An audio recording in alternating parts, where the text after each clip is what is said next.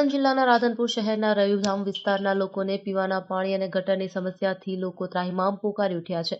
રાધનપુર શહેરના સ્થાનિક લોકોએ રાધનપુર નગરપાલિકાના અધિકારીઓને અનેકવાર મૌખિક લેખિત રજૂઆત કરવા છતાં પરિસ્થિતિ ત્યાંની ત્યાં જ આવીને ઊભી રહી ગઈ છે। એક તરફ ગટરના ગંદા પાણી રોડ પર ફરી વળતા રસ્તા પર ગટરના પાણી નહીં પરંતુ ગટરના પાણીમાં ક્યાંક ક્યાંક રોડ હોય તેવા દ્રશ્યો જોવા મળી રહ્યા છે। ત્યારે છેલ્લા 12 માસથી આ સમસ્યા યથાવત છે અને તંત્રને લેખિતમાં રજૂઆત પણ કરાઈ છે તો તંત્રના માણસો આવે છે અને કરી દઈશું તેવું કહીને જતા રહે છે, પરંતુ કામગીરી પૂર્ણ કરવામાં આવતી નથી અને સમસ્યા ત્યાંની ત્યાં જ ઊભી રહી ગઈ છે। વહીવટીતંત્રને અનેકવાર રજૂઆત કરવામાં આવી છે છતાં કોઈ સમસ્યાનું નિરાકરણ નહીં આવતા શહેરના લોકોમાં ભારે રોષ પણ જોવા મળી રહ્યો છે। વાત કરવામાં આવે તો રાધનપુર શહેરના રવિધામ વિસ્તારની સોસાયટીમાં પીવાના પાણીમાં ફીણ જોવા મળ્યું છે, સાથે જ ગટરના ગંદા પાણી પીવાના પાણીમાં મિક્સ થઈને આવે છે, જે પાણીમાં દુર્ગંધ આવતા લોકો પરેશાન થઈ ગયા છે। તાત્કાલિક ધોરણે આ સમસ્યાનું નિરાકરણ આવે તેવું રવિધામના વિસ્તારના લોકો ઈચ્છી રહ્યા છે, તો બીજી ગટરના ગંદા આવતા અને ડબલ ઋતુને પગલે તાવ અને વાયરલ રોગચાળાનો ભય લોકોને સતાવી રહ્યો છે। 12 મહિનાથી રજૂઆત કરવા છતાં રાધનપુર નગરપાલિકા તંત્ર કોઈ કામગીરી કરવાના મૂડમાં ન હોવાથી સ્થાનિકોમાં રોષ જોવા મળી રહ્યો છે। સમસ્યાનો હલ નહીં કરવામાં આવે તો આવનારા સમયમાં લોકોએ કલેક્ટર કચેરી સુધી ધરણા પ્રદર્શન અને વિરોધ પ્રદર્શન કરવાની ચીમકી ઉચ્ચારી છે। ત્યારે તાત્કાલિક ધોરણે આ સમસ્યાનો હલ કરવામાં આવે તેવી સ્થાનિક લોકો માંગ કરી રહ્યા છે। અરે કોઈ સાંભળતું નહીં બરોબર, નગરપાલિકા વાળા કોઈ જવાબ આપતા નહીં। વારંવાર અમને આવું ગંધાતું પાણી આલે બરોબર છે અને 2 મહિનાથી નહીં 12 મહિનાથી પાણી આવું અમે કેટલી રજૂઆત કરી કચેરી અમારે જ્યાં મામલતદારમાં અરજી નાખી, કોઈ અમે શિકાયત કરતા નહીં બરોબર। રવિધામ ખાતે અમે આ કેટલું અમે કરી રહ્યા, કોઈ અમારું સાંભળતું નથી। એટલે મહેરબાની કરી અને તમે નહીં સાંભળો તો અમે આગળ પગલાં લેવામાં આવશે। ચોખ્ખી જ વાત, અમે પછી કોઈ બેસતું નહીં અને કલેક્ટર ઓફિસમાં બધી બેનું જઈને ત્યાં કરે અમે જાશું બધાય।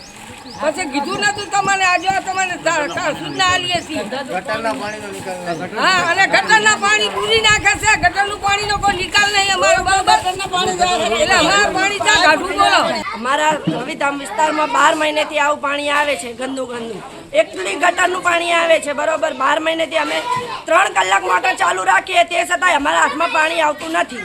અમારે ભરવાનું શું, પીવાનું શું, નાહવાનું શું, ધોવાનું શું? જ્યારથી ગટર નાખી ત્યારથી અમે કહેતા આવીએ છીએ કે અમને પાણીનો નિકાલ કરી આલો, અમને પાણીનો નિકાલ કરી આલો।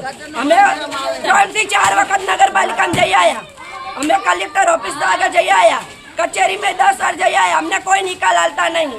આગળ અમે જેટલી બી ફરિયાદો કરીએ, આજ કરીએ કાલ કરીએ, ખોદા ખાડા કરીને જતા રહે, કોઈ અમને કોઈ નિકાલ કરી આલતા નહીં બરોબર। અમારે શું કરવાનું હવે આ પાણીના લીધે?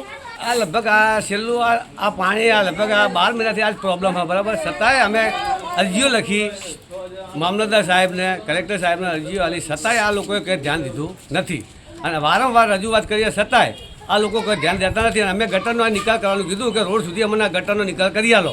આ પાણીની ગટરો બધી તમામ ભરેલી પડી છે બરાબર, આજ દિન સુધી અમને કોઈ નિકાલ અમારો કર્યો નથી અને આવે છે તો એ ખાડા કરી અને લોકો જતા રહે બરાબર, મજૂરને મૂકીને, અને આજ સુધી અમને લોકો અમારું કોઈ સાંભળ્યું નથી। તો અમે કલેક્ટર સાહેબને, મામલતદાર સાહેબને અમારી વિનંતી છે કે આ ગટર લાઈન અમને રોડ ઉપર કાઢ્યા લે બરાબર, અને અમારું પાણી બહાર કાઢવું જોઈએ। અને આ ગટરની લાઈન જે અત્યારે ભરેલી પડી છે એ પાણી એની અંદર જાય છે અને એનું પાણી અમારા છોકરા બાળકો પીવે અને કાલે બીમાર થશે તો એની જિમ્મેદારી તમારી રહેશે। કાલે અમારા બાળકો હોસ્પિટલમાં દાખલ કરવામાં આવશે તો અમે વારંવાર રજૂઆત કરી છતાં તમે વાપર્યું નથી તો અમારા બાળકો બીમાર પડશે કે નાના કે મોટા કોઈ બી એમને હવે જો દાખલ કરવામાં આવશે તો તમારા ઉપર આ શિકાયત આવશે બરાબર। અમને કહેતા નહીં કે આ બધી પબ્લિક ત્યાં તમારા પાસે આવશે કે તમને ભાઈ શિકાયત કરી દે, અમે રજૂઆત કરી છતાં અમારું કોઈ વાપર્યું નથી। અત્યારે આ તંત્ર બહુ એવું ખરાબ થઈ ગયું છે ને આજે અમારી કોઈ વાપરવા તૈયાર નથી। અમે નાની મોટી રજૂઆતો કરીએ પણ આ ગટરનો અમને જલ્દ સે જલ્દ તાત્કાલિક અમને નિકાલ કરીએ, રોડ સુધી અમને ગટર જીસીબીથી ખોદીને અમને લાઈન અમારી પહોંચાડી આલે બરાબર, રોડ સુધી અમને પાણીનો નિકાલ કરી આલે તો જ અમારું આ પાણી ચોખ્ખું આવશે ને ત્યાં સુધી અમારું પાણી ચોખ્ખું આવશે નહીં। મારી નમ્ર વિનંતી છે કલેક્ટર સાહેબને, મામલતદાર સાહેબને અને ચીફ ઓફિસર સાહેબને કે જલ્દ સે જલ્દ અમારા જલ્દી કરાવીને કે આ પબ્લિક અમારી રવિધામ વિસ્તારની બધી મરી જશે આ પાણી પી। રાધનપુર 7 નંબર વોર્ડમાં 20 કે 25 સોસાયટીઓ વસવાટ કરે છે, ત્યાં પાણીની તકલીફ વારંવાર પડી રહી છે। 10-10 દિવસે પાણી આવે છે, પાણીની રજૂઆત કરવા જઈએ તો એ લોકોનું કહેવું એમ થાય છે કે મોટર બગડેલી છે, મોટર ચાલુ થાય તો ટેકનિકલ ખામી દર્શાવે છે અને અમે વિરોધ પક્ષ તરીકે એમને રજૂઆત કરીએ તો એ લોકો એમ કહે છે કે ખોટા દાવા કરે છે। ત્યાં જે ઓપરેટરો અમને આપેલા છે ઓપરેટરો ફોન ઉપાડતા નથી અને વત્તા બીજું એ કે સાફ સફાઈ, ગંદકી અને ચાલુ સત્તાના લોકો તો કામ ચાલુ, રોડના કામ ચાલુ થયો કે આ છે કેન પ્રકારે આવીને ખોટા પડાઈ જાય છે. પણ લોકોને આ વિસ્તારમાં છેલ્લા 5 વર્ષથી કેટલી પાણીની તકલીફ પડી રહી છે, કેટલી સફાઈ થઈ રહી છે એ પૂછવા આવતા નથી. અને સત્તાના લાલચુ લોકોને હું મીડિયાના માધ્યમથી કહેવા માંગુ છું કે તમે ચાલુ કામોમાં આવીને દેખાવ કરો છો, એવો તો લોકોને પાણીની તકલીફ પડી રહી છે કે સફાઈની તકલીફ પડી રહી છે એના વિશે આવીને જાણો તો તમને ખ્યાલ આવે કે લોકો કેટલા પીડામાં છે.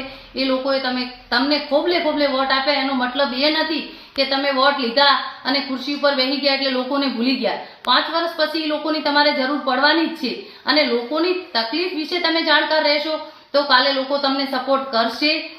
રાધનપુર 7 નંબર વોર્ડનો એક પ્રશ્ન, હું 7 નંબર વોર્ડમાં રહું છું ને 7 નંબર વોર્ડનો પ્રશ્ન છે એવો નહીં.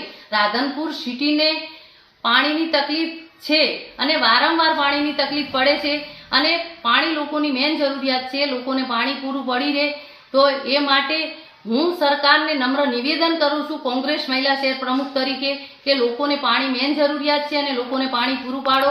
Bureau report Anil Ramanuj, Radhanpur.